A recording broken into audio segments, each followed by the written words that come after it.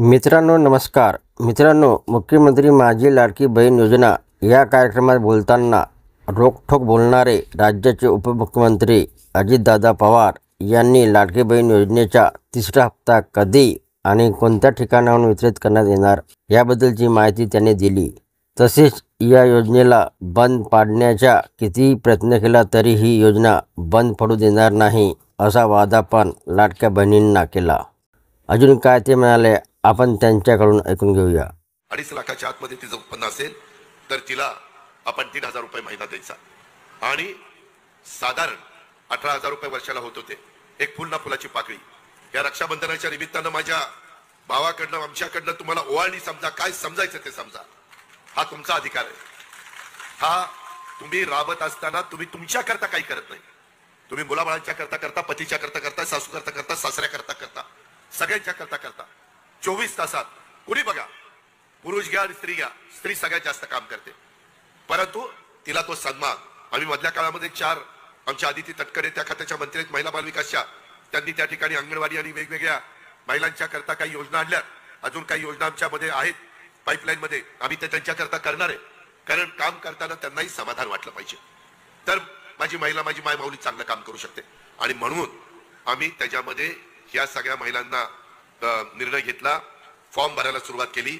जुलै पासून द्यायला सुरुवात केली. तिसरा कार्यक्रम आम्ही नाशिकला करू. पहिल्या टप्प्यामध्ये आम्ही 1,07,00,000 माझ्या मायमाऊलींना, लाभार्थींना 3,225 कोटी रुपये त्यांच्या बँकेमध्ये टाकले. आणि मध्यस्थी नाही. मायमाऊलींनो, यावेळेस मी ठरवलं अजिबात त्याच्यामध्ये गडबड नाही झाली पाहिजे. कुणाच्या मार्फत नाही, डायरेक्ट तुमचा आधार कार्ड मधनं तुमच्या बँकेच्या अकाउंटला पैसा, मधी नाही. तुमच्या सहीनीच पैसे निघणार, दुसऱ्या कुणाच्या सहीने नाही निघणार. तुम्हाला लागेल तेव्हा निघणार, तुम्हाला पाहिजे तेव्हा तुम्ही ते करा. आणि नंतर पुन्हा दुसरा टप्पा काल आम्ही केला. त्या पहिल्या आणि दुसऱ्या टप्प्यामध्ये मिळून आता 1,60,00,000 लाभार्थी झालेले आहेत आणि 4,000 जवळपास 800 कोटी रुपये वाटले. 4,800 कोटी. आता तिसरा टप्पा येणार आहे. अजून काही महिला लाभार्थी खऱ्या अर्थाने असतील, त्या राहिलेल्या असतील तर ते करा. आम्ही 2 ते 2.5 कोटीचा साधारण उद्देश ठेवलेला आहे. 46,000 कोटी रुपये वर्षाला त्याच्याकरता आम्ही बाजूला काढलेत. हे लोक पहिल्यांदा विरोध करतात. अहो, काल आपल्या high court, Mumbai high court, Nagpur bench इथं कोणतरी एकाने तिथं केस दाखल केलेली आहे, रीट केलेलं आहे की योजना बंद करा.